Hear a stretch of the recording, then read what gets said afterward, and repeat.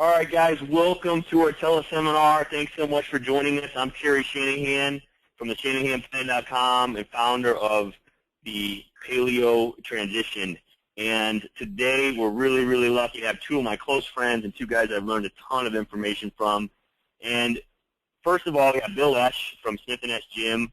He owns Smith & Esch, and he's also a very, very accomplished Olympic lifter and U.S. champion and record holder in kettlebell competition.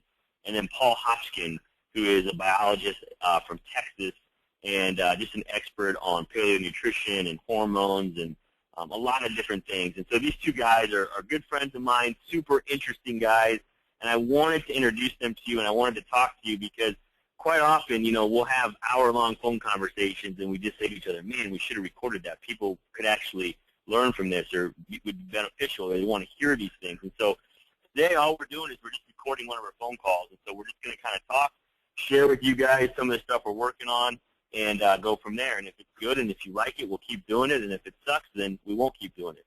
But anyway, so first of all, I want to welcome Bill Esch to the call. So Bill, just tell everybody a little bit about yourself, kind of tell us your story.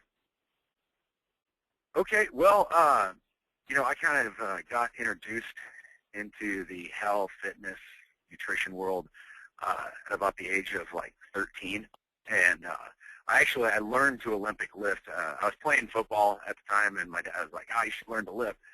So, kind of unbeknownst to him, a friend recommended that I go to this coach, and it was an Olympic weightlifting coach. And the thing is that most people didn't know really what Olympic weightlifting was until you saw it on the Olympics at the time. And so I actually learned to snatch and clean and jerk before I learned how to do a bench press.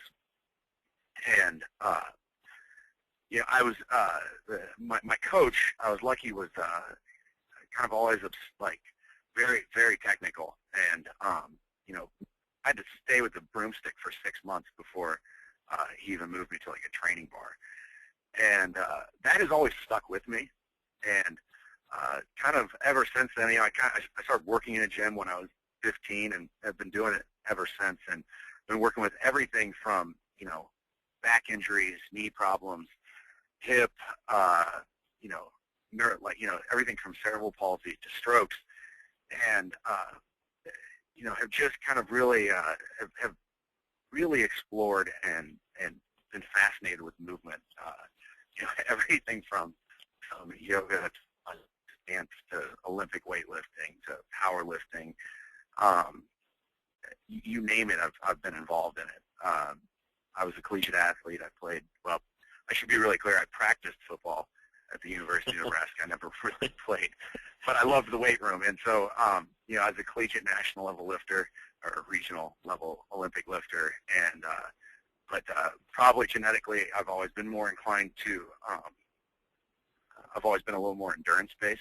And so when I got introduced into kettlebells, it really, really probably suited a lot more of my genetic traits of having a high amount of stamina. And then with the Olympic weightlifting background, it really backed up, having some understanding of how to use your hips and explosiveness, how to lift. And so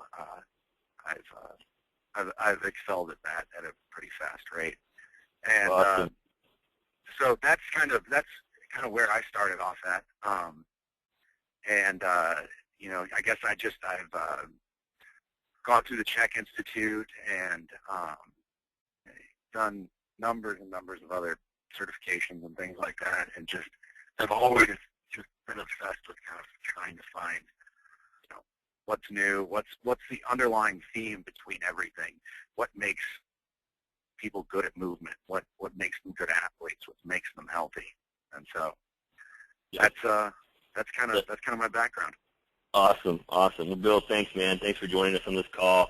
And Paul, kind of tell us a little bit about your story. Tell us how you kind of fell into your passion for nutrition and wellness. Yeah.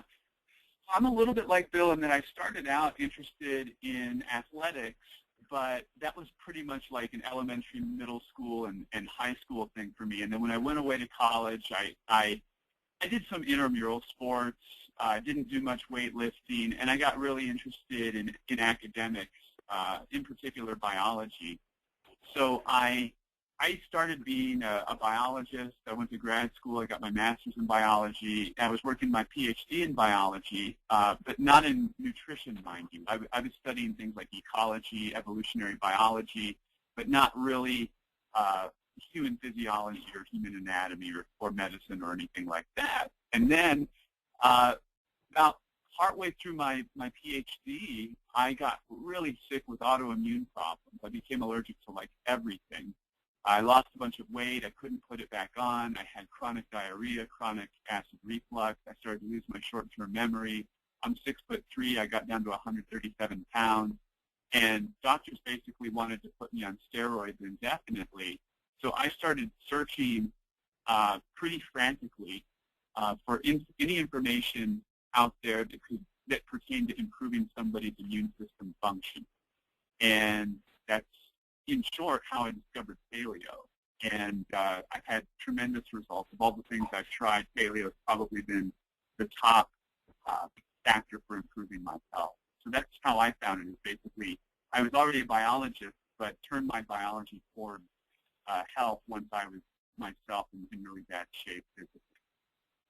Yeah, no, that's awesome, Paul. And one of the things I think that I love about you is you know, and share with everybody kind of your story. You actually sort of, you know, left your PhD program after quite a while just because you realized you were kind of going down a path that wasn't where you wanted to be. And I think, you know, so many people do that. And some of the topics we'll talk about today, you know, with respect to the medical world or just commercialized things, you know, I think you saw the writing on the wall and you realized this isn't how I can best use my skills. So kind of tell people a little bit about that, if you would. Yeah, so as you can imagine, I started asking some pretty big questions about my life. I thought I might lose it. I really did think I was on my way out at some point during the autoimmune when it got real bad.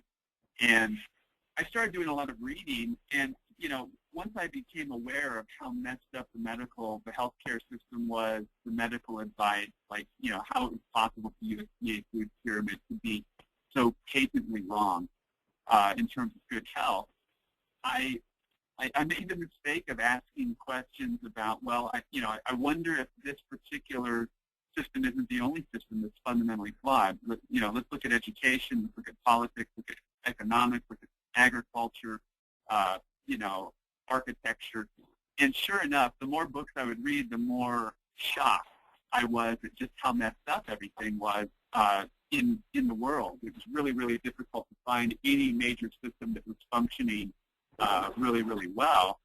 And at that point, I started to realize that my biology endeavor that I was doing at the university, it was part of one of these fundamentally flawed systems that at one point was put in place to improve humanity, but had been taken over sort of by bureaucracy.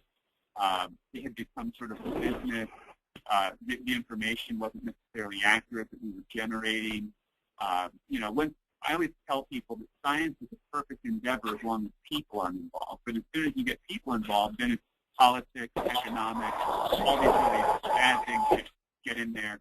And at that point, it just becomes no fun to be part of if you're really serious about doing something great for the improvement of humanity. So once I saw all of that, I totally reevaluated, stepped back and said, well, you know what? I need to make a difference in a way that I know I can make a really big difference. And since I had learned all this information about nutrition, I decided, well, that's one of the ways I'm going to step forward and make a career of. So that's sort of how it happened for me. Is I didn't give up the PhD lightly, but once I realized it was part of something that I didn't want to have anything to do with for the rest of my life, because it's so inefficient in terms of serving humanity, it wasn't hard to give up. And I was so excited about paleo and this other nutritional stuff that I had learned. I knew I could help a lot of people if they were willing to listen to me, and that's what started it. Yeah, well, that's awesome. That's a really cool story. I mean, it just shows you how passionate you are, how much you believe in it to walk away from. You know, a lot of people think a doctor, well, that's a gold standard. You can do whatever you want. Well, you can do whatever you want, but a lot of people are just trapped in a lab, or, you know, they're trapped doing things that they know maybe aren't right or aren't efficient, but they have to do those things to get paid. And so that's, you know, one of the many things I definitely respect about you. And so, guys, if you don't know me or kind of my story, I'll share with you my story as well. I actually have known Bill since, I think, 7th grade. We played some sports together. And I always, loved sports, was somewhat athletic. I guess I probably wasn't super skilled at any one thing, but was really fascinated with, movement and power and just sports performance in general has always been a passion of mine or something I'm fascinated with. And, so anyway, all the way from there to the bodybuilding scene to wellness, I've kind of gone full circle and looked at all these different environments or cultures or things, way people train and eat and, what they do to excel at these things, and they're fascinating to me. But in 2004, I actually had some major autoimmune inflammatory problems, somewhat similar to Paul.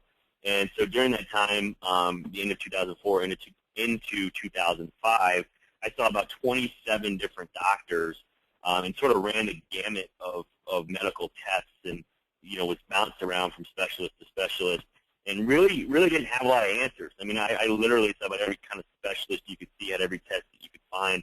I had horrible inflammation. I had horrible allergies, chronic sinus and respiratory infections, joint pain, fatigue. I mean, I had all kinds of stuff, lost a ton of weight. My hormones started to get out of whack, like way out of whack, and just was really sick. And like the 27th doctor I saw finally said, hey, look, there's not really a whole lot more we can do. We can file disability paperwork for you. This is going to be a chronic thing. You just need to deal with it. And so, I was pretty young at the time, 24 years old, and luckily I wasn't willing to kind of take that for an answer. I met a woman who was a naturopath practitioner, and I had nothing to lose. At the time I was like, oh, man, this lady's kind of a kook, I mean, she's telling me to do this crazy stuff, and I can't eat grains, and I can't drink milk, and, she wants me to take these supplements. And, it was just stuff that was so far out there, especially in 2004. I mean, people thought she was nuts, and people thought I was nuts for doing it, but eventually it worked. I mean, in a pretty short amount of time, I'm talking, 6 weeks, I was a new person. And so from 2004 to 2009, I definitely toyed with different things in my diet as far as nutrition and supplementation. And in 2009, I went from just being kind of gluten-free and milk-free to actually strict paleo, and it was just life-changing. And I've had a nutrition consulting business. I work with people who are sick. I work with athletes. I work with NBA, NFL, Olympic athletes, and it's my passion. It's what I do. And so, I'm now in a place in my career where one of my missions is just to grow the movement and to get this information out there. And so I'm making some changes on my blog and my website, and I'm, trying to help introduce people to people who have knowledge. Paul and Bill are amazing guys in their own respect with what they do, but we've got to get this information out there. We've got to make it accessible to the masses, and it's going to take social media, and it's going to take people, sharing it with other people. And I think all three of us are extremely passionate about this. It's what we would do for free. I mean, we'd be having these conversations for free every day, even if we didn't get paid for it. And obviously we don't get paid for this, but we just want to share it with as many people as possible. So, guys, the next question I want to talk about is kind of just as a group. Let's just kind of quickly go through. Tell people kind of what you're working on right now. If there's anything you've learned recently or you're looking at that you like, or anything that you don't like. So just kind of spend a couple minutes. Tell us what you're working on. Tell us what you're seeing that's positive that you like, and if there's any trend or anything popular you're seeing that you don't like and why. So, Bill, if you want to start, fire away, man. Yeah. So right now, what I'm pretty focused on is we're doing these strength conditioning classes. They're similar to CrossFit, and except I keep a little more consistency to them. I guess in general, I kind of have this philosophy of that people get really hung up on like sport specificity or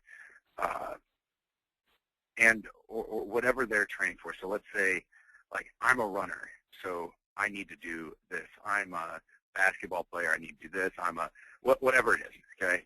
The thing is that people forget the first paradigm of who they are, and they're a human being. And so they need to move in a specific way, or, train patterns that are most efficient, and learn basically how to stabilize the midline and create torque, in the proper joints where you're meant to create torque. And in your conditioning, that is always what you are training. And you might be doing it in different variables, so you might be doing it from positions of high stability to no stability back to high stability, or you might be doing it explosively or whatever. But the thing is that is always the focus of your training, period. It doesn't matter if you're doing yoga, it doesn't matter if you're doing weightlifting or kettlebell lifting or whatever. Those same principles always apply. It is the underlying truth of that when you are human. If you look at any classic movements, so you look at any disciplines or art, everything from Tai Chi to Olympic weightlifting to gymnastics, those principles of midline stabilization and how to hinge from the hips properly, how to create torque out of the shoulders and the hips, how to properly align the back and the neck, all apply. And so I think that is the first thing that people always lose, are not setting like your intent before you work out. That understanding the difference between sport and exercise is enormous. So like sport, our ego's in play. Our objective, our intent is to win at the sacrifice of anything, and that's fine as long as you understand that. So we're going to sacrifice our joints. We're going to sacrifice our health, because like no athlete is truly healthy. They're conditioned. They're not healthy. I mean, and so, it doesn't matter if you're doing, you'll hear people like rag on like marathon training or on CrossFit or on anything, really. I mean, you can go basketball for that. It's a sport. They are all sports when they are in sport context. Therefore, the intent is to fill the ego and to win. So you will sacrifice whatever. The exercise, the whole objective is that you are creating a more stable, healthy, more mobile system. And all your practice should be put into exercise so that when you go and then perform sport, you're able to do it more efficiently, better, last longer before you get to that red line stage where something's going to blow. And that's and so understanding that not every day is sport and that your focus is practice. So, in weightlifting, it's really easy to measure. People always look at like, oh, I lifted this much today. And the question of how did you lift it is often, overlooked. Right. So, and that's the fine line. That's the art in it all, in relating any movement. Because if you're good at one sport, or like if you're good at like a discipline like gymnastics, typically you're pretty athletic in everything else. Maybe your hand-eye coordination isn't that great in basketball because you haven't practiced. But like, you go into track, you go into other things that require high amounts of stabilization, body control, things like that. You can typically relate them. And so that same type of discipline and focus should be taken throughout across the board. So a lot of times people pose the question, what do you think of CrossFit? I think it's great. I think it's great general physical preparedness. Now, we talking as a sport, or are we talking as a way, to train? And what is your intent when going out? Those are the questions that have to be posed. And are you willing, are you disciplined enough to take the time to master something, to learn how to use the human body, the one machine that we use for everything, And so if you look at your training as becoming, building your owner's manual to the vehicle, the meat vehicle that you operate in, it can be one of the best and most enlightening things you have ever done. Otherwise, you're just working. We can all go push cars, but you can push cars correctly too, Right. We can all just go do work and get beat up. So that, I think, is kind of always that the root. When you come back to things, that's what you always have to root back to. It's what I have to do with all my athletes, be it collegiate, professional, whatever. I'm continually just being like, we have to. How are we going to get better torque out of your hips? Your shoulders aren't stable. Your head's in the wrong position. Your pelvis is tilted forward. You know what I mean? And so it's always going back to straightening that wheel out and making sure that it runs true. Right. Well, Bill, I think that the point that you made, I think, and I'd have to go through this all the time, and especially at CrossFit gyms, and I'm not. I mean, CrossFit. I love CrossFit. There's a lot of great things about it. The challenge is there's some inconsistencies. It's growing so fast that and we'll talk about expertise or talk about training. I have some other questions for you later about that. But I mean, the challenge is just that people don't understand it is a sport versus a form of wellness. Is there some overlap? Sure, there's some overlap, but overall, I think so many people and clients of mine don't understand that there's a difference between being training for a sport or playing a sport versus being well. And there's some things that people who have hormonal issues, adrenal issues, gut health issues, those people don't always belong in a sport. And there's some negative things that are going to come from that.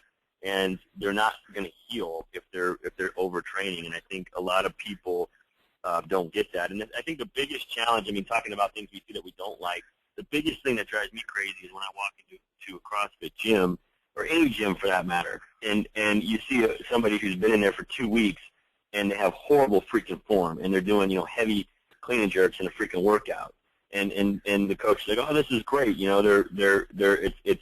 is real, this is functional training. Well, yeah, it's functional training, but that person is going to kill themselves. I mean, you see this crazy shit where, I mean, it drives me crazy when I see that. I mean, so Bill, talk a little bit about, I want to get into this a little bit about, I mean, how you talked about you had a freaking, broomstick for 6 months. I mean, how long have you trained in the, Olympic lifting, and how long do you think it takes for somebody to learn that, to coach it or do it? I mean, I know I teach it every day now, and honestly, every day I learn something, and I've been doing it for over, I think 19 years now. The biggest thing is that the Russians have this thing where you're probably not really an experienced lifter until after 10 years in Olympic weightlifting. I don't know if it's that long, but I believe it takes a massive amount of time. I mean, the thing is that, you really, really, really have to, on any road of mastery that you decide to go after, you have to really put your ego in check. I'm not saying I'm the best at this, because I'm not. I've done plenty of stupid shit. So, and continually think I'm much better than I am. But it's that whole discipline of really, really, really understanding what you're supposed to feel, how you're supposed to be, and how to move, and taking that, taking that throughout, and really trying to master something. I mean, it's the beautiful thing about most martial arts is that they give, I mean, you can get into it later, but they give out, they have skill levels, and if you can do X, Y, and Z, you're this, and there's an art, not only an athletic aspect to it, and I think that's true of everything. The Russians actually have a really great system in all of their sports, and they have it's basically a mastery system. So in kettlebell sport, they do it in Olympic weightlifting too, but you have certain ranks that you achieve. You can do this at this rank. You should be able to do this with your general physical preparedness. You can do this many repetitions at this weight. And you move up from there's three sets of level 1, class 1, 2, and 3, and then you have in your upper, your final sets, you have Candid for Master of Sport, and International Class Master of Sport, which means you'd be competing at an international world level when you're at that Master of Sport, International Class Master of Sport. But it's there's always a great quote that runs through my head from Bruce Lee that's, I'm not scared of the man who's practiced 10,000 kicks. I'm scared of the man who's practiced one kick 10,000 times. And it's just, it's I love CrossFit. I really do. I think it's done so many wonderful things for the fitness community and opened people's eyes to all these other disciplines. And here's the thing, I now officially get to teach something that I love that no one gave a shit about before. I mean, listen, like when someone would ask me about a bench press, and I'd be like, I don't really bench press all that often. I can snatch, and I'd say whatever I can snatch. And they'd be like, you can what? And I'd be like, and then it could be a 10-minute conversation just explaining it to them, and they have no idea, like, the complexity of what I was doing. I mean, it's sort of moving a bar 8 inches from the rack to my chest and back up, which, listen, if you're lifting 1,000 pounds, or, lifting a ridiculous amount of weight on bench press, it's impressive, and there's an art to it. But in an Olympic movement, you're moving at 8 feet from the floor to over your head, Right. Which it becomes a whole different paradigm. Anyways, that focus of mastery, and it doesn't matter in what discipline you're trying to learn or achieve, that kind of needs to be that baseline. And there is a baseline of learning human mechanics, which can be really unbelievably well displayed in CrossFit, or it can be horribly displayed. It just depends upon the focus of, do you have an instructor? Do you have a moderator? Right. And, and how long do these people need to, at this, I don't know, I read this article the other day about Pendley was talking about how, most of these people should never even be teaching Olympic lifts. I hear, and I agree with you saying, but here's the thing. Everyone starts off at some place. And most of these people understand more than the person that they're instructing. There are better ways of teaching than I'm sure a lot are, but they're at least getting it out there. And then, hopefully, as education gets better and as these people spend more time in their discipline and, are trying to achieve this, to be able to do this, well, I hope to be able to do this up until the day I die. I hope to be able to pull off full clean and jerks and front squats and snatches and kettlebell lifting like the day before I'm dead. And I think that's extremely possible. I think if you're smart and you focus on your movement and you look at things in the long haul, because you guys think 99% of people participating in CrossFit are never going to go to the games. Right. And that's not even their objective. So that, and even if it is their objective, they should still be focusing on this and just taking it because they'll perform better in the long run. Yep. So for sure. I don't know, that's always my thing with it. It's a bit of a double-edged sword because, one, you have to introduce people to it, and they're extremely excited to teach, and but there's that evolution of understanding of what you are doing with it. Right. And you don't, and like for me, like I honestly, until I fully involved myself in it, until I put myself in a daily basis of practice and discipline and repeating the same stuff over and over again, you get a better appreciation. You learn the subtleties of things. I wasn't keeping enough tension in my hips. I was duck butting, or just, I was trying to, force torque in as opposed to, anyways, there's a multitude of things that could be going on that you can't recognize till you practice all the time. Right. And I think too, one of the things that there's a couple things that I would add to this. I mean, one,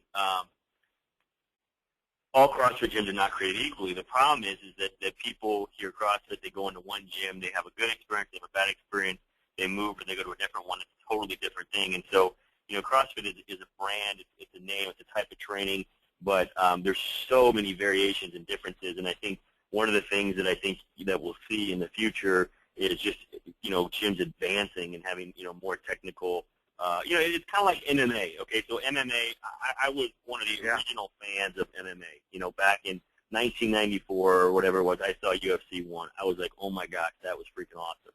And I was so fascinated with MMA, and it's a very technical thing that people don't understand. I mean, I cannot stand watching MMA fights at a bar when you got some drunk meathead next to you yelling shit at the screen who doesn't understand what's going on. He doesn't understand the positioning, the technique, the strategy. And it's the same thing, with CrossFit or Olympic lifting. You've got a lot of people who are in it right now who don't fully understand it, and who are, sort of the arm, whatever. They're quarterbacking it from the seats, and they have no business talking about what they're talking about. But like you said, it's getting it out there, it's exposing it, it's growing something, and the beauty of it is the community. Because what makes a great CrossFit gym? Well, the best CrossFit gyms in the country, best as far as successful businesses or places people like to go, they might not have the best coaches, but if they can create a community, there's a lot of positive things that come from the community. There's a lot of positiveness where you're bringing people together, you're working out together, they're becoming friends, they're talking about diet, they're talking about supplements, they're talking about working out, and they're moving forward in a positive manner. And you just don't generally get that in like a global gym type setting. And so I think that's the power of it, and I think that's why CrossFit is here to stay. But if I had to guess, in the future, you're going to see some changes. You're going to see, a lot of gyms have a more rigorous on-ramp program, much more than just, 4 sessions or 6 sessions or even 6 weeks. I mean, it definitely takes time. I mean, I was a person who was, had been working out like you, Bill, since late grade school. And, obviously I had some mobility issues, and I went into CrossFit and I got hurt. Now, part of that was my fault. Part of it was me being stupid. But part of it also is the sport piece. You want to beat that person next to you, and so your ego gets involved, and you're playing to win versus playing to be well or to, improve your health. But anyway, let's move on. We could talk about this stuff all day. It's really, really interesting. We'll continue to talk about it, in future episodes and address questions. By the way, if you guys have questions, definitely go to my Facebook fan page, Terry Shanahan. It's www.facebook.com/The Shanahan Plan. And so if you're a fan or you're not a fan, become a fan. Post questions. We're gonna keep doing these calls on a regular basis, and we want to take your questions and address the things you want to talk about. So we'll send that out in the email, how to do that. But make sure you post questions. So let's move on. So Paul. Sorry, we got on a rant there about movement and CrossFit and these things. But Paul, tell us kind of some of the things you're working on right now, what you see that you like, what you see that you don't like. Sure. Yeah, I just want to say I really liked Bill's discussion there. I think doing things properly or with the best technique in whatever you do is really the way to go. In the case of CrossFit, it's the difference between injury and not. But I think that goes to be said in almost every aspect of life. So I think I have a lot of respect for that kind of mentality, for really going after things in the right way. In terms of what I'm working on, I'm constantly intrigued by the challenge of helping people learn about paleo in a way that they'll actually believe it. And I have to say it's gotten easier. 5 years ago, I would have been considered completely crazy by most people. But there's a little bit more out there. You're still crazy, Paul. Don't worry. Yeah, and there's a little bit more out there in society now. There's TED Talks, there's decent books, and probably most importantly, there's a huge number of testimonials that are out there now of people, who have been really sick. They removed the dairy, they removed the grains, they removed the refined sugar, and they started doing really well. So my big challenge is that I teach nutrition at the college level as part of one of my biology classes that I teach. I'm supposed to teach a nutrition section, and the challenge for me is how do I tell the students, this book that you just paid $300 for is telling you to eat grains and you ought not to be, because there's a lot of evidence. If you go to PubMed, type in gluten, you'll see the real story that's manifesting about what grains do to the human body.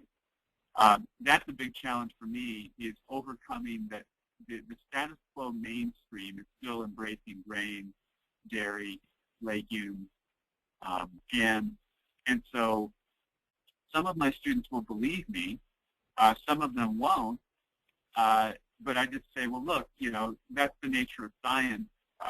Everything that we're telling you is technically not completely correct, because science self-correcting process, and in the future we'll have better information, and the information we'll be giving you is more correct. But trust me on the diet stuff, it's really incorrect what your book is saying.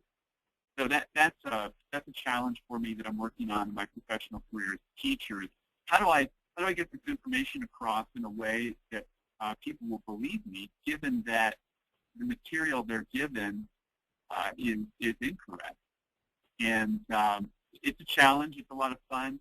And actually, what I have found lately here in El Paso, Texas, is the students who have been involved in CrossFit, because there's such a big overlap between Paleo Diet and CrossFit training, they're the ones that will accept what I'm saying about gluten and that sort of thing. And then the ones that are out running like 5 miles a day for good health, based on some book that was written in the 70s about, cardiovascular health, those people are like, what are you talking about? It doesn't, the grains is the biggest part of the food pyramid. So actually for me, because I approach things, more towards the paleo end of things, CrossFit has been a wonderful infusion into the consciousness of society that has allowed me to have more credibility among some of the young people who were involved in that particular sport or hobby, however they're treating it. That's a great point, Paul. That's a great point. And the funny thing is I found, gluten-free and dairy-free and, paleo type diet, I believe truly saved my life. I mean, I have no idea what I would be doing or where it would be if I'd never found it. I mean, how many drugs I'd be on, I'd be a sick person. But, the funny thing is that's actually one of the reasons I was so intrigued by CrossFit. 2004, I started eating this way, slowly progressing. And, 2008, I see some CrossFit videos, and all of a sudden I see them talking about the paleo diet. And I'm just like, oh, my gosh, there's actually a group of people who eat the same way I do and, who might want to know my information. So I think, the CrossFit community has done a ton for people who, whether it's Olympic lifting or kettlebells or paleo nutrition or whatever it may be. It's giving a huge opportunity to people like us and for people to actually care about the information we have. And I think that's a great thing, obviously. But, yeah, I mean, the challenge is, and the other good thing is, I think, Bill, I know at his gym he's got a lot of, physicians and medical professionals coming in that he works with.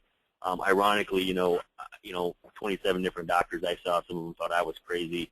And now, ironically, I have a lot of physician clients, whether they're dentists or doctors or, PhDs or whatever.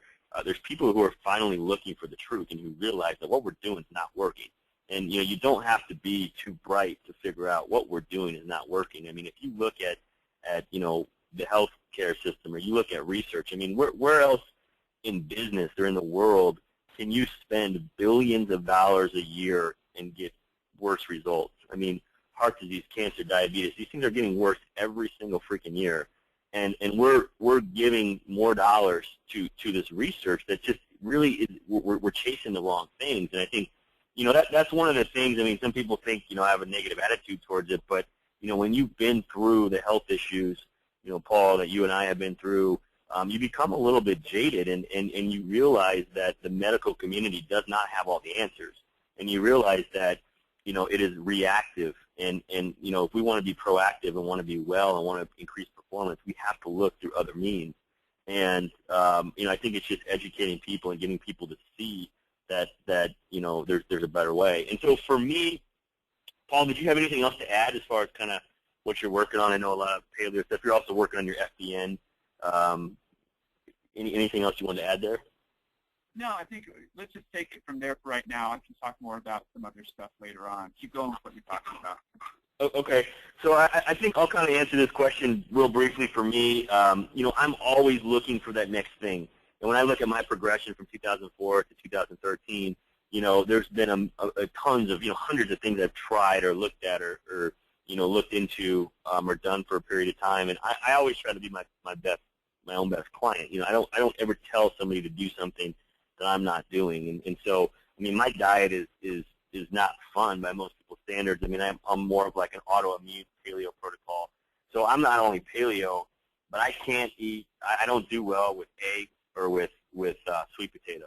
And so on top of paleo, totally grain-free, totally dairy-free, I also can't eat sweet potatoes or eggs. And I never touch eggs because they make me sick. Sweet potatoes I'll eat occasionally, maybe once or twice a month at the most, but I do get some skin irritation and things from that. So I'm always looking for the progression, the next thing, and the paleo diet was huge for me. The supplement for Tandem, and that's Paul and I are real passionate about that. I know Bill is too. But for Tandem was an amazing supplement. It did a ton for my gut health and for my energy and my sleep and things like that. And then lately I've been looking into a lot of water. Can high pH water make a difference? Our body is made up of a huge percentage of water. And so the water we're putting in our body, we often don't think about how important that is. So that's one thing I've been looking into recently. The other thing that I've been fascinated with over the last couple of weeks, and Paul, you really brought this to my attention, but the executive, the Bulletproof Diet and Dave Asprey, I've had a lot of people the last couple months say, hey, what do you think about this Bulletproof Diet or Bulletproof Coffee or whatever it may be? And I just I hadn't heard much about it or much of him, and so I didn't really look into it. But really, over the last 2 weeks, I've just been hooked on his stuff. I've been reading or watching his videos and reading his website, looking more and more into it. And I really believe that mycotoxins have been a problem for me, and probably my food sensitivities and some of my health issues. And so that's the next thing I'm looking at is is really sort of water, and then looking more into mycotoxins and how I can take them out of my diet and learn more about them for my clients. Paul, do you want to give us kind of just a little explanation of what mycotoxins even are? Yeah, so mycotoxins are technically things that come from fungi, like, mushrooms, molds, mildews, that are toxic to human beings. And probably the most famous one is aflatoxin. That's the one that's famous for being in peanut butter. And, they say, you should only have so much peanut butter because of all the aflatoxins. Obviously, peanut butter's not on the paleo diet just because peanuts themselves are pretty allergenic. But a lot of things that get mold on them have this toxin, and it's really nasty for your liver. It's one of the most potent liver toxins out there. But mycotoxins, Dave Asprey sort of lumps them in with all the other things that are toxic, like lectins, phytates, from the standpoint of reducing your ability to absorb nutrients, that sort of thing. And what I thought was interesting with Dave Asprey is he has a very mycotoxin-centric viewpoint about diet, and it's because he had some toxic mold exposure, very, very allergic to pretty much anything fungal. He's done some reading, and he is of the opinion that because of all of the fungicides that we've been applying in agriculture over the last 50 or 100 years, the fungi today are now producing a lot more toxins than they used to because they're trying to defend themselves. Biologically, this is an interesting hypothesis. I've not looked at the literature to see whether I think, I agree with it, but it's caused Dave Asprey to take on a very extreme position with respect to mycotoxins. So he will not eat sauerkraut. He won't eat kombucha. He won't eat any fermented food. Anything that is like a nut, like, let's say, like an almond, he has to have it from a super clean source. Potatoes, he'd be super skeptical of. Even sweet potatoes, he'd be careful of the skin and that sort of thing, because all of those things could be contaminated with mycotoxins. Things like dehydrated fruit would be full of mycotoxins. So it's an interesting idea, and it's one that I know I've taken interest in, just like you have, because I'm convinced I have some problems with yeast or fungal proteins. I think I'm allergic to a lot of them. I've noticed that, like, if I eat sauerkraut, I can sneeze a lot afterwards, which tells me there's something going on, probably immunologically. So that's the idea of what a mycotoxin is, and why Dave Asprey thinks there are more mycotoxins in the environment today than there used to be, because we're applying all these fungicides. And he's very extreme about it. So his paleo diet is basically paleo but very, very clean. So the coffee he drinks has no mold, and the nuts he eats has no mold. And that's the basic explanation, as I understand. Does that make sense? Yeah, no, that's great. Thanks for explaining that. That's really helpful. And I think there's something to it. There's definitely something to it because, for me personally, so I cannot eat sweet potatoes. I definitely can't eat the skin, and sometimes even if I take the skin off, and soak them and cook them in coconut oil, I still have trouble with them. Coffee, it's so funny because, he talked to how he made his bulletproof coffee, and I've had literally coffee. I'll buy, this high-end nice coffee. It's full bean. I grind it myself, make it. I have 2-3 sips of it, and I just don't feel well. I immediately have a headache and feel fatigued and just feel weird. And I know for a fact that I am super sensitive to mycotoxins, and Paul, I know you are too. We've talked about it. Bill, I know you have even had some skin irritation from different foods and stuff too. What do you think about the bulletproof stuff? Have you followed it much? Any opinion on it? Yeah, I have a little bit. I think it's great. I think it's more along the lines of, there's nutritionists like David Gettoff and even a bit along the lines of Paul Chek, and so I think it's great. I mean, I really do. I like his line of logic. I think it definitely applies. I think if you're serious about your athletics at all, it's something that you really, really, really have to consider, and not just from a body fat standpoint, or even but really from that inflammatory recovery standpoint, even from a mechanical aspect. Because what ends up happening is when your gut becomes irritated, that lining becomes irritated, it runs along the same neural signal as basically your lower GI tract runs along the same neural signal as your lower abdominals. So when you're bloated, you don't get as strong of a neural signal going to that lower abdominal wall. There's about 12 nerves that innervate the lower abdominals.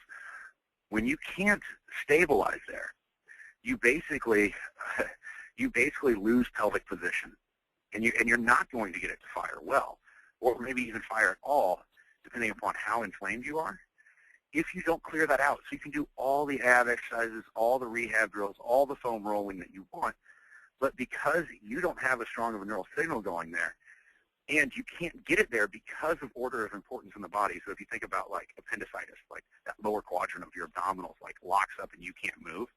Well, it's not your lower abdominals that are having trouble, it's the appendix. But it reflects that pain signal onto the muscle base. And so that low-lying inflammation just slowly shuts down that neural signal there. And when that happens, you lose that pelvic stability. So I don't know, my opinion on it is I think it's great. And I think it's one of those things that you literally have to be very conscious, your nutrition, you have to be very conscious about and take the time to note, how did I feel when I was done, after I had that. And sometimes you don't know because you're so inflamed, it takes a couple months. Right. And then once you get it out and you put it back in, you can go, oh my gosh, that was not good. Or, it didn't bother me at all. Because to a certain degree, there's 2% difference between us and a monkey, which is significant. Because there's a pretty significant difference between us and a monkey. But there's probably 1/100% difference between you and me. There's enough of a difference between me and my younger brother, Danny, who is deathly allergic to fish, where even the smell of it puts them into anaphylactic shock. So the thing that I love about a lot of these these basically low inflammation diets is that they pretty much all wipe out most anything that could cause inflammation. Right. And then you reintroduce them back in. The bulletproof coffee, I love. I absolutely love it. I'm a total caffeine addict. That's my biggest hang up. I've cleared it out before, but then I just tend to like life better on it. And but adding the butter or the medium chain triglycerides to it is amazing. It really balances out the caffeine, and it makes it stick so much longer. Bill, do you do it in a fasting state? Tell us. I mean, let's talk a little bit about. Let's kind of move this into intermittent fasting, and okay. So for people who don't know, Dave Asprey has Bulletproof. Eventually, I'll send out some information and kind of explain this to people. But he has a type of coffee that's mycotoxin free, and his recommendation is that we take, full fat, pasture raised, grass fed butter. Okay, and we put a huge chunk of butter in the coffee, or along with some coconut oil or medium chain triglyceride MCT oil. And MCT oil is basically extracted from coconut oil. He claims it's about 6 times more potent than coconut oil. And so if we put this into the coffee, there's high fat. And his whole thing is, instead of intermittent fasting, you do fast, but you have the coffee with the fat in the morning, and it keeps the fat burning. It keeps it extends the effect of the caffeine, and you don't have toxins. A lot of people who are super sensitive to caffeine, he believes that it's more of an effect of the toxicity in the coffee than it is the caffeine. So anyway, Bill, what do you think about intermittent fasting, and when you drink coffee with full fat butter, pastured butter or MCT oil, do you notice you can go longer without eating? Oh yeah, infinitely longer. Yeah, it has been yeah. If I am doing intermittent fasting, I can last. I can basically last from 5 in the morning until 1 or 2, and really not be hungry, and wow. and be pretty active. But it again, like I was training, I wouldn't do that. Right. I mean, depending upon the style of training and what I was doing, but like on pretty much any given day where I'm just working, it's pretty amazing. Yeah. How well that works. And I really think it's the fats that stabilize it. And not that the caffeine doesn't play a role, because it plays a huge role. But I've Charles Poliquin has a protocol where you basically, in kind of resetting insulin sensitivity, where you have a higher fat, medium, it kind of looks ketogenic in a sense of of your breakfast would tend to be more that way.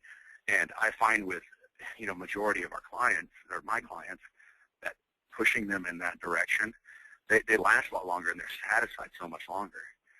Because a lot of the a lot of the struggles I think people have with nutrition and change and things like that is that they don't know what satiety is. The only signal they have is the stretch receptors of the stomach, which is like the worst signal for satiety. I mean, it's the weakest, in comparison to leptin and ghrelin. And so, getting that pattern set of being satisfied and full, but not like stuffed and bloated, the high fat breakfast, and the high fat breakfast plus caffeine, or just the the high fat coffee and caffeine is an amazing way to go. Yeah, so that's cool. Paul, what's your thoughts on intermittent fasting? I mean, I know really you're a pretty big fan of like 2 huge meals or 3 maybe at the most. But tell us kind of what your thoughts are on intermittent fasting, Paul. Yeah, for me, I think for people with autoimmunity, assuming their adrenals can handle it, I think intermittent fasting is a good idea, because you're going longer between meals, and therefore your liver is able to clear out more of the junk that you might be having a reaction to. If, let's say, you had a meal that had something in it. So what I currently do is I try to maintain the ketosis all the way past 3 or 4 o'clock. So I'll get up in the morning, and I have adrenal problems, so I don't do the bulletproof coffee right now, but I do basically a ketogenic meal. And that meal is pretty big, and it's going to last me all the way into the early afternoon in terms of energy. And I have found that, the idea of doing ketosis in the morning, it's just so easy, because you wake up in a state of ketosis anyway, because you've already burned through your sugar and your glycogen when you were asleep, assuming you didn't have a giant, sugary meal in the middle of the night. So, for me, it gets me going in the morning, a nice solid feeling in my stomach, but also a really sort of level-headed mindset. I don't feel very hyper. I don't feel sluggish. I'm just sort of, cruising along in 4th or 5th gear. and it's a nice feeling. And then in the afternoon, what I'll do is, the day where I'm going to do a workout, I will have some fruits either before or after the workout I'm going to do. So that breaks the ketosis, it gets some sugars in there, and then I'll have some water later in the afternoon once I've digested all the fruit and I've recovered from the workout, and then I'll have another big ketogenic meal in the evening for dinner. That's currently what I'm doing, not including like all the supplements and stuff like that. But I have found that intermittent fasting for me helps with the autoimmunity, and I have found that the ketosis, the ketogenic diet, is really good for maintaining a good mindset and a good level amount of energy throughout the day. Is that what you feel in your body? Yeah, absolutely. I mean, I think the biggest thing, I mean, when I fully eliminated all grains and all dairy and went strict paleo, I think, I mean, like on day one, I was just, it was like 9 a.m. and I was just like, holy shit, I felt like crap my whole life and I didn't even know it. I mean, it was like 9 a.m. I had breakfast at like 6:30, and I wasn't starving. I wasn't on my fourth cup of coffee, and I had a clear head. I wasn't anxious. I wasn't irritable. I wasn't tired. And I think there's so many people out there who don't know what it's like to feel good, and they just don't. They've never felt great, and they're going through life, just accepting it or just not knowing any better. I mean, we can't know what we don't know, and I think so many people are just stuck in, super highly caffeinated world, and on top of that, there's probably toxicity in their coffee anyway, and then you have the grains and the sugar and the dairy, and, you look at, what the quote-unquote healthy meals, low-fat, yogurt and Wheaties and just all the stuff that, like, the media and even the medical community is telling people to eat, and it's wrong, and I think cognitively, as far as mood and energy and as clarity and retention and just the ability to articulate and think, I think that's one of the things that a lot of my clients notice. I mean, that was one of the first things I noticed, and I really loved about this type of diet. But I think there's so much value. I mean, right now, our audience and people who care about this, the CrossFit world, it's an athlete. But, Dave Asprey brings a whole nother aspect to it, with executives. I mean, there's some guys that are worth a lot of money. I mean, their hour, 15, 20, 30 minutes for them to think clearly is worth a lot of money, throughout the day, and their time is so valuable. And I think, as people start to realize how much more we can increase human performance, not just athletically, but just from a business standpoint, from a recreation standpoint, if we can get the most out of life, that's valuable information. And I think that's the thing I'm starting to look at is a paleo diet. You take a sales professional or an executive and you clean their diet up, increase their energy, increase their clarity. Business takes a lot of energy and a lot of focus and a lot of stress management. And if we can show these people how to increase their performance, I mean, I think there's going to just be more and more people interested in this type of thing. And there's so many people now that already know that our system's broken, and so they're looking for the truth. And so, it's fun to help more and more people. But cool. Well, let's move on. Let's wrap things up, guys. One more question today. Raw dairy. So raw dairy is a big thing. I mean, technically, paleo diet is dairy-free. There's some people like Chris Kresser and some other professionals in sort of the paleo world, the wellness world, who are okay with raw dairy from great sources. And Bill, you definitely introduced me to raw dairy. I know, we're both spend time in Omaha, and there's a great farm not too far from here in Bennington that you and I have tried some raw dairy from. But I'd love to get your guys' opinion on raw dairy. So, Bill, if you want to start off, go for it, and then Paul will let you wrap things up. Oh, boy. Okay. Dairy is it's such a convoluted topic. It's like where to begin. So I guess the first things first. The first thing to understand about dairy is that it is designed to make a baby mammal grow. Paul, at any time, if like you're like, interject, but this is from my best understanding. Okay. So one, like just having that baseline of knowledge, I always think like understanding what your food is designed, you know, just what its defense mechanisms are. How does it protect itself? Everything from like an animal can run or it can fight, you know, and you know, with dairy, understanding that it's, you know, designed to make baby mammals grow. So if you are trying to lose weight and you are looking at it from a caloric standpoint, and so you'd go, oh, skim milk is going to be better. Well, because, you know, proteins are 4 calories per gram, carbohydrates are 4 calories per gram, fat is 9. So you'd logically go, well, I'm going to reduce my calories. The problem is that even the proteins in dairy get an IGF-1 factor response, and some like growth factor response, which is going to make the human body, going to make things grow. So if you're worried about like things like cancer or like that you are susceptible to them, or weight loss, make it that simple, it's not your best option. It's just not. Any dairy isn't. The fats in dairy tend not to have as many irritants in it. So, you know, a lot of people have a problem with, you know, some people have problems with just whey in general. Others, it's, oh boy, Terry, I'm drawing a blank. What's the big irritant in dairy? Casein? Casein, thank you. Casein for, a lot of people have, sorry, totally mind blanked on that, have issues with casein, and some don't, frankly. The thing with raw dairy that you're getting, so like with my athletes, like for the most part, like if you don't have dairy, so you don't have a casein problem, okay, and we don't know until we clear it out for at least a month and then try it. If you don't have a casein issue, then it is probably the best post-workout supplement you can take. That being it's grass-fed, some a good source, a low number of cattle that, you know, that they test it regularly, all these things. Because if you're trying to put on mass and trying to put on, it's excellent. You can't get better. It comes pretty high calorically. It comes with an insulin growth, you know, the proteins have an insulin like growth factor response. All these things, it's excellent. It is designed to be one of nature's best food sources.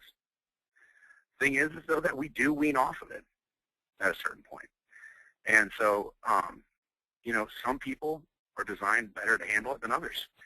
And so I think it can be a really good source. I just think it often people get too hooked up on, well, how am I going to get my calcium? How am I going to get my, you know, a lot of those things I think deviate from, you know, like the issue with not having enough calcium in your diet can be don't deplete it. Right. Don't be eating high sugar things. We like literally like I saw this. My uncle rented space to Krispy Kreme. He built a building and rented space to them. And within a year and a half, they have to replace their floors because the sugar erodes the floor. We know sugar rots teeth, and teeth are made of bone. So it's going to deplete your calcium levels. Right. And the average American eats like 156 pounds of sugar per person per year. So let's just start with that one. If you're really worried, so put down this Coke. Put down the Diet Coke. Put down that other processed crap, you know, as opposed to attacking, you know, something that's real and is you know, probably one of Mother Nature's best nutritional sources. Right. Now, you don't know till you get into it. Right. The other thing is, you know, and I struggle with is you've got like a lot of people giving advice, and I'm going to pick on the medical community just because they're not here to defend themselves. But basically, it's like, you know, just ignorant shit. Like, where am I going to get my calcium? Well, have you looked at a micronutrient food chart ever? Like, there's this stuff called green leafy vegetables, and it's actually got more calcium in it. You know, I mean, it's just. And not only that, it's actually bioavailable, you know, and the thing is we've taught people to have grains and dairy together. So as the grains are inflaming the gut and stealing the nutrients that might have even been in that dairy, you know, we're just going the wrong direction. So it's a frustrating topic. But Paul, what do you have to add on the raw dairy piece? Yeah, in terms of dairy, I think the two valuable things that I've come across in the literature and with personal experience is vitamin K2 that's in like high vitamin butter oil, and you mix that with like cod liver oil with the vitamin A and D in cod liver oil. That's supposed to be really good for bone health and immune system health. That was something that Weston A. Price came out with a long time ago, and it's something that the Weston A. Price Foundation promotes to this day. I know Chris Kretzer is a proponent of that. So you can get vitamin K2 from grass-fed butter, grass-fed ghee, but more so from high vitamin butter oil, which hasn't been heated, and therefore more of the K2 is intact. And then the other thing I think of when I think of dairy that might be valuable is probiotics. In terms of casein, people are generally a lot less allergic to goat casein than they are to cow casein.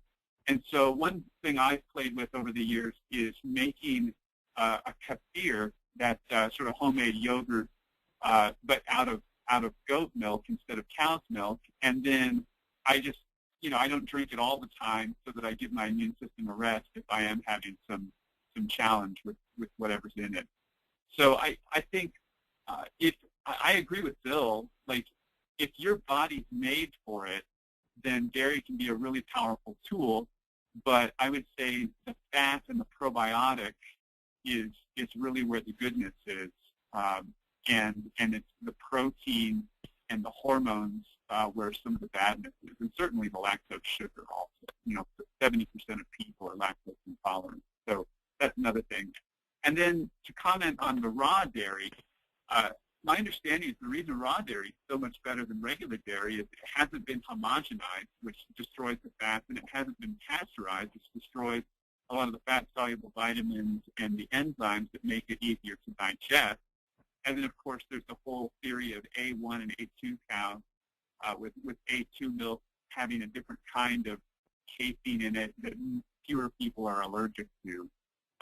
So I think, just like Bill, I think it has potential to help people, but I think one should treat it with respect, just because it's pretty allergenic to a lot of people.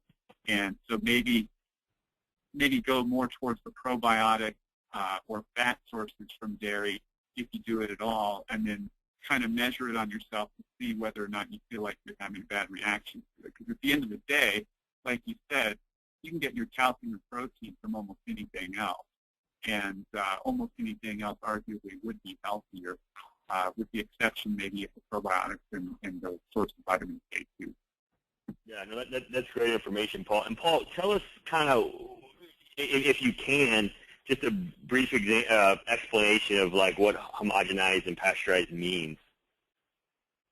Yeah, so homogenized, the process that milk is put through in order so that the fat doesn't accumulate at the top.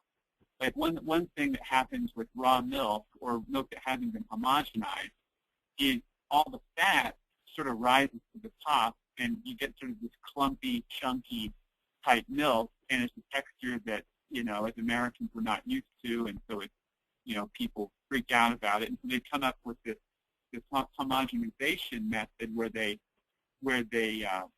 basically they have a process whereby they make all the fat particles so small that they don't clump anymore. It's like the fat has been turned into such small little droplets that they're just sort of floating throughout the milk, and therefore you have a homogeneous mixture, meaning like a mixture that's pretty even throughout. And then with pasteurization, that's named after Louis Pasteur, who came up with the idea that if you heat stuff, you can kill the bacteria that's on it. And that was a big deal way back in the day, because it used to be they didn't even think that bacteria existed. And then Pasteur came out and said, well, yeah, they do exist, and you can kill them through certain processes like heating.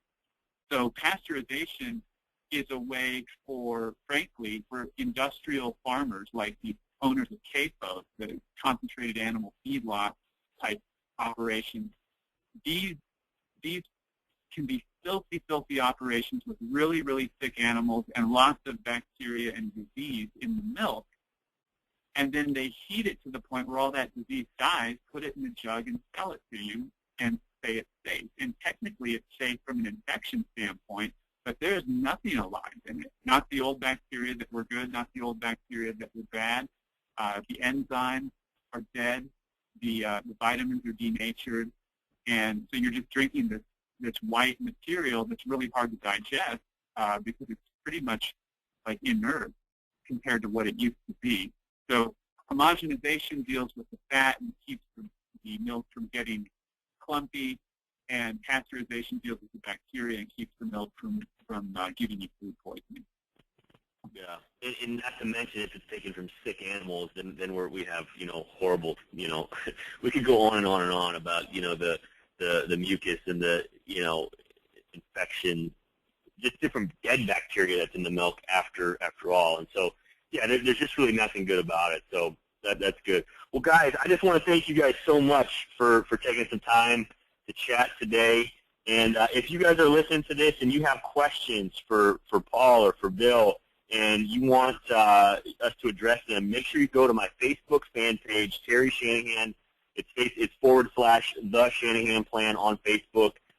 Become a fan and definitely post comments, post questions there. We'll get some conversations going. And we're going to be back real soon. We'll do this again because I really enjoyed talking to these guys, and I know you have more questions for them. So I want to thank you guys, and we will see you again for another teleseminar with these two great experts. Have a great day.